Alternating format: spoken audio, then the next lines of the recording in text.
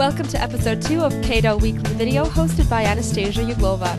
Tom Palmer, Vice President for International Programs, has been the driving force behind Cato's foreign language websites, including cato.ru in Russian and Lamp of Liberty, Cato's Arabic website. He presented a paper, Open Societies, Global Markets, and the Bourgeois Virtue, at a recent Cato conference on what should be a culture of enterprise in an age of globalization. The paper can be accessed on the Cato Institute website. And now, a few excerpts from his speech.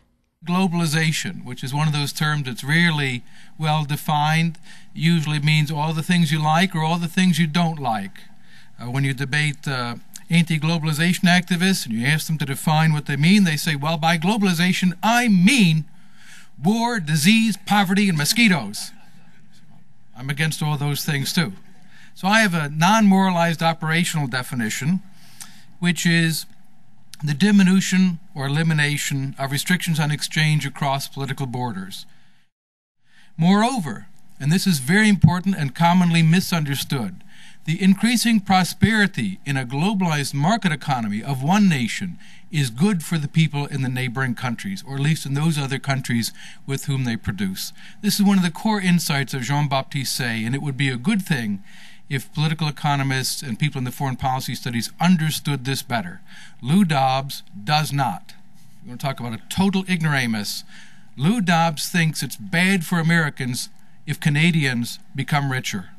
It's good for Americans if Canadians become richer. They can buy more of your stuff, or they can pay a higher price for it if they have more things with which to exchange.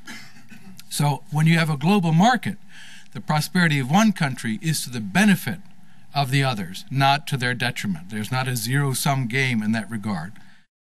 So globalization is just another word for the freedom of enterprise extended across the accidents of political boundaries.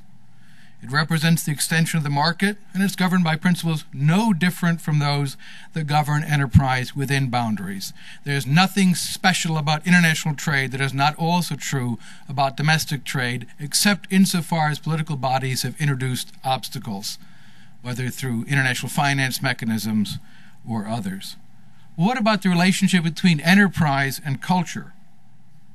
Well, very importantly, contrary to those who assert that free enterprise is amoral or even immoral, enterprise requires respect for other people. It is the fundamental building block. You respect that another person has claims. If you see something you want, you could just go and take it. But in markets, we don't do that. Why? We respect the rights of the other person. Exchange presupposes respect for justice. Otherwise, just take the stuff that you want. But not merely justice. Markets also require another stage in the emergence of human consciousness, and that is the ability to take into account not only the rights, but the desires, the aspirations of other people. They're called customers. We often hear that enterprise promotes greed. I disagree. It neither promotes nor dampens selfishness or greed. We've heard this before. There was a great deal of greediness among bureaucrats, among Soviet apparatchiks, and so on. Greed is a fairly common feature. What's remarkable is that the way you satisfy it in a market is by serving other people, not by taking from them or exploiting them, but by serving them and offering them what they want. Thank you for watching Cato Weekly Video. The Cato Institute is a non-profit organization. For more information or to find out how to give to Cato, please visit www.cato.org.